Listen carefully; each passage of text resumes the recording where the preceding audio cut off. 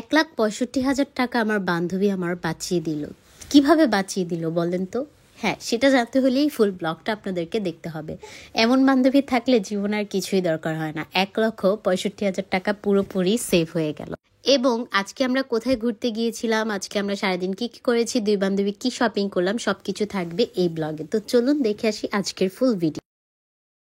আসসালামু আলাইকুম এভরিওয়ান, সবাই কেমন আছেন? আল্লাহর রহমতে আমি ভালো আছি। সবাইকে ওয়েলকাম ছোঁয়া ইকবাল লাইফ স্টোরি থেকে। সকালে ঘুম থেকে উঠেছি, উঠেই হচ্ছে আমি ফ্রেশ হব। এখন আগে হচ্ছে আমি ঘুম থেকে উঠে সবার আগে রান্নাঘরে আসি, দেখি কি অবস্থা।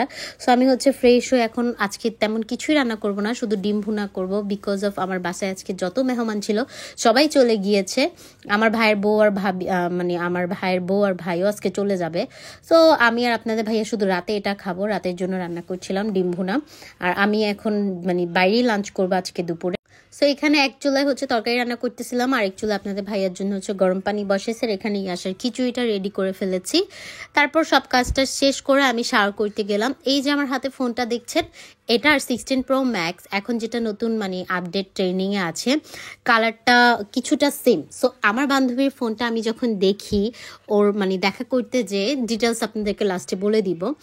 এখানে হচ্ছে আমার ভাইয়ের বউ চলে যাচ্ছিল। আমার ভাই হচ্ছে আমাকে ও বসুন্ধরা দিয়ে আসবে, ও বসুন্ধরা আমাকে দিয়ে ও আবার নারায়ণগঞ্জ চলে যাবে। আমি বললাম তুমি আমাকে দিয়ে আসো, আমি একা একা যাবো না।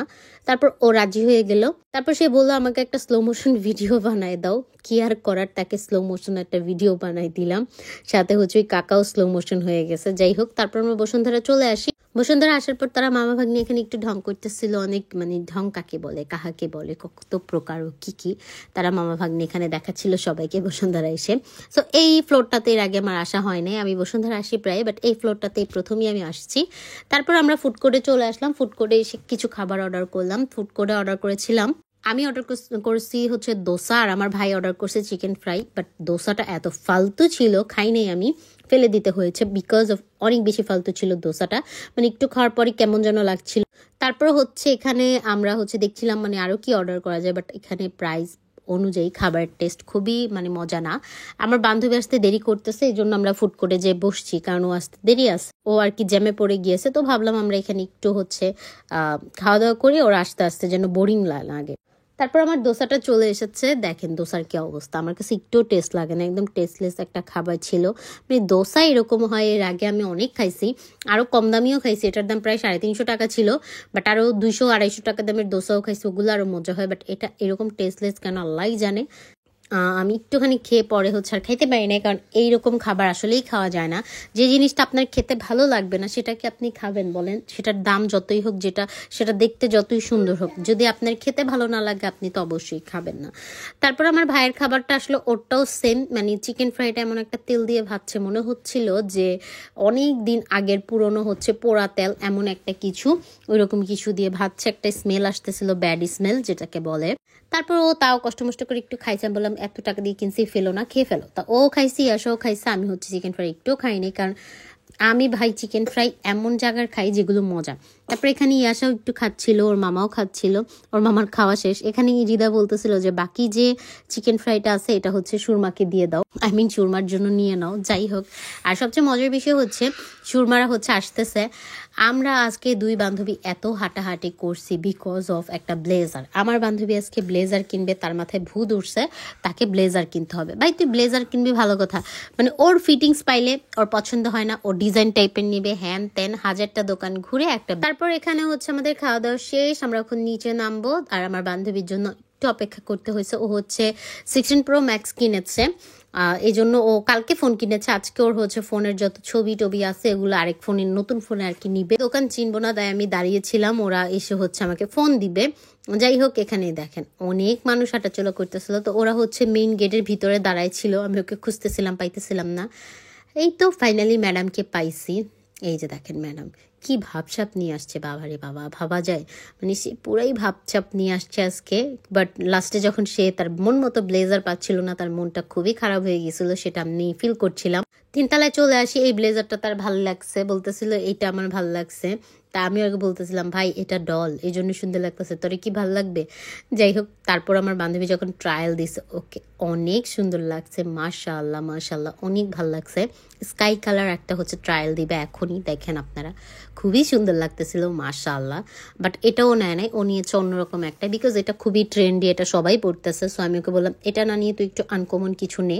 তারপর ও এই দোকান থেকে, বসুন্ধরা থেকে অন্যরকম একটা নিয়েছে, ওইটাও স্কাই কালার, বাট ওইটা আরও বেশি জোর। ওইটার ভিডিওটা আমি অ্যাড করলাম না, বিকজ অফ ওইটা ও পড়লেই আপনারা হচ্ছে দেখতে পারবেন। যদি আমার সাথে কোথাও যায় বা ওর হাজব্যান্ডের সাথে কোথাও গেলে আমি পিকচার শেয়ার করবো না। তারপর হচ্ছে ও এই ব্লেজারটা পরে, ট্রাস্ট মি, এই ব্লেজারটাতে ওকে এত বেশি সুইট লাগছিল, আর ওর এটা এত বেশি পছন্দ হয়ে যায়, অনেক বেশি এটাও পছন্দ করে ফেলে এই ব্লেজারটা। আর ওকে ভালোও লাগতেছিল এই ব্লেজারটাতে, ট্রাস্ট মি, খুবই জোস লাগতেছিল মাশাল্লাহ মাশাল্লাহ সামনে থেকে। তারপর ওই দোকান থেকে বের হয়ে আমরা আরেকটা ব্লেজারের দোকানে যাই। এই দোকানটা থেকেও আরেকটি স্কাই কালার হচ্ছে ব্লেজার নাই বসুন্ধরার, এই ব্লেজারটা খুবই পছন্দ হয় এবং ওকে পরার পর খুবই সুন্দর লাগে, খুব প্রিটি লাগছিল। আর এখানে আসার পর আমার বান্ধবীর পোলা আর আমার মাইয়া কি যে করতেছিল ভাই, এই দোকান থেকে পুরো মাথায় তুলে নিচ্ছিল। এই দেখেন, লামিয়া হচ্ছে ওদের দুইটারে নিয়ে বসে আছে, কারণ ওরা দুইটা যা শুরু করছে। যাই হোক, শপিং টপিং শেষ করে আমরা বসুন্ধরা থেকে, ও হচ্ছে এখানে কি অর্ডার করছে, ও একটা হচ্ছে ওরিও শেক অর্ডার করছিল, আর দুইটা হচ্ছে বাটার স্কচ অর্ডার করেছিল, বিকজ আমি আরও সেম সেম খাচ্ছিলাম আর লামিয়া হচ্ছে অন্য একটা খাচ্ছিল। তো এইটা আমার কাছে খুবই ভালো লাগে খেতে, আর এটা কিন্তু বাই দ্য ওয়ে ও আমাকে ট্রিট দিয়েছে। যাই হোক, নতুন ফোন কেনার খুশিতে এবার আসি মূল কাহিনীতে, আমার কিভাবে 1,65,000 টাকা বেঁচে গেল। কারণ আমার বান্ধবীর মোবাইলের সাথে যখন আমি আমার ফোনটা ম্যাচ করি, সেম কালার, জাস্ট একটু 19 আর 20, ওটা সেম গোল্ডেন পিঙ্ক, আমারটাও হচ্ছে গোল্ডেন। সো আমি কেন কিনবো এত টাকা দিয়ে? আর ক্যামেরাও আমার কাছে সিমিলার লাগছিল, এই জন্য আমি ভাবলাম যে না, আমি ভাবছিলাম কিছুদিন পর কিনবো, পরে ভাবলাম যে না ভাই, দরকার নাই, আমার ফোন এটাই ভালো আছে, আমি আর এখন চেঞ্জ করবো না। আর আল্লাহর রহমতে আমার ব্যাটারি হেলথ এখন বেস্ট আছে, সো এখন আর আমার চেঞ্জ করার কোনো প্রশ্নই ওঠে না। ইনশাল্লাহ 17 Pro Max আসলে তখন নেওয়া যাবে। যাই হোক, ব্যাপার না এটা, ব্যাপার হচ্ছে আবার এই দোকানে আসি, কারণ হচ্ছে আমরা ব্লেজারের প্যান্টটা একটু করতে দিয়েছিলাম, ওইটা হচ্ছে ঠিক করে নিয়ে গেলাম। এখন আমরা বের হয়ে গিয়েছি, যে যার বাসায় চলে যাব। আজকে প্রায় 10টা বেজে গিয়েছে, আর বাইরে থাকা যাবে না, তাহলে আমাদের জামাইরা আমাদেরকে পিটাবে। লাস্টে হচ্ছে ওর ফোনের আনবক্সিং এর ভিডিওটা আমি শেয়ার করছি আপনাদের সাথে, যেহেতু আমি পরশুদিন ওর সাথে যাইনি, ওর হাজবেন্ড গিয়েছিল, মেবি দোকানদারের ভিডিওটা করে দিছে, কারণ আমি জানি আমার দুলাভাই এত সুন্দর ভিডিও জীবনেও করতে পারবে না, এটা নিশ্চিত যে দোকানদার করে দিছে। ওর জামাই করলে এটা কাপাকাপি করতে। এই দেখেন আমার ফোনটার এটা সেমই, তাহলে আমি কেন কিনবো? জীবনেও কিনবো না গাইস, এতগুলো টাকা আমি নষ্ট করতে চাচ্ছি না। আপনারা বলেন তো আমি কি ফোনটা কিনবো নাকি কিনবো না? বিকজ সেম টু সেমই লাগছে কালার, এটাও ট্রেন্ডি কালার, আর আমার হাতে যেটা আছে সেটাও সেম।